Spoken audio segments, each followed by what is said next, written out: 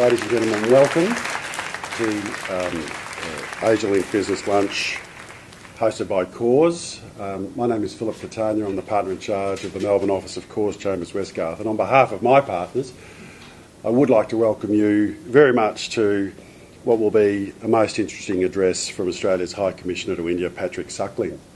As the Chief Executive Officer of Asialink Business, it gives me great pleasure to join Philip in welcoming all of you to today's event. I would like to specifically acknowledge and thank Cause and the Department of Foreign Affairs and Trade for partnering with Asialink Business on this event. Thank you. I think, as a general maxim, is India will never adjust to you. You have to adjust to India, within reason. I mean, India is evolving, changing, modernising, so things are happening. It is globalising, and therefore it does need to be part of a global economy, global supply chain, and that is bringing certain pressures to it.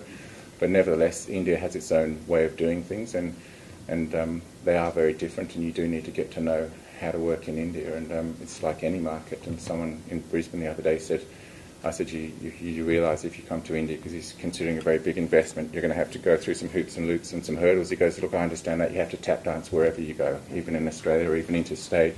You've just got to know how to do it, when to do it, and with whom. And so we are now being seen through a prism by the Indian government and vice versa as strategically much more significant, and therefore across the spectrum becomes more important to do things together.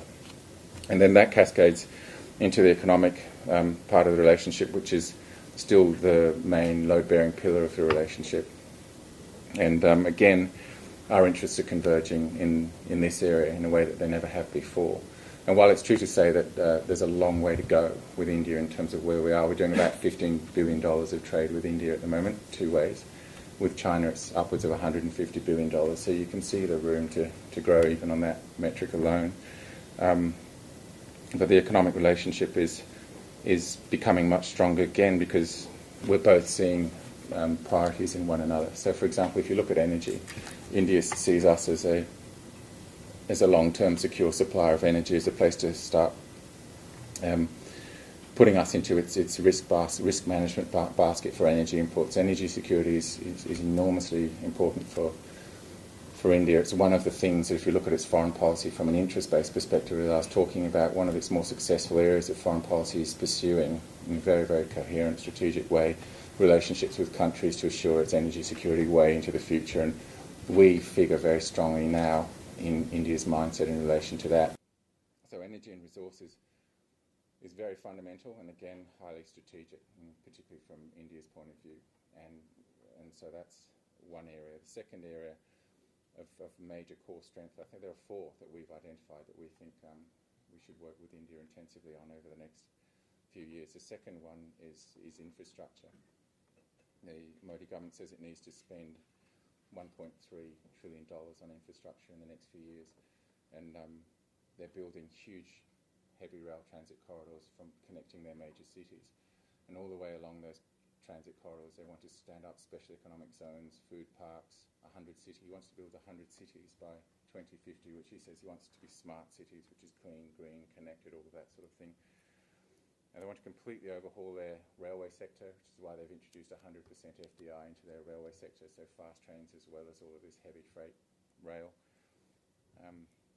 And then also capital. India's capital constrained, as pretty much everybody is, and they increasingly seem to recognise and welcome and want foreign capital to come in and stand up their infrastructure. So Mr. Modi, the Prime Minister, is putting an enormous focus on FDI. The other two major areas are agribusiness. He wants to completely transform, and again the budget had a lot more investment in the agricultural sector.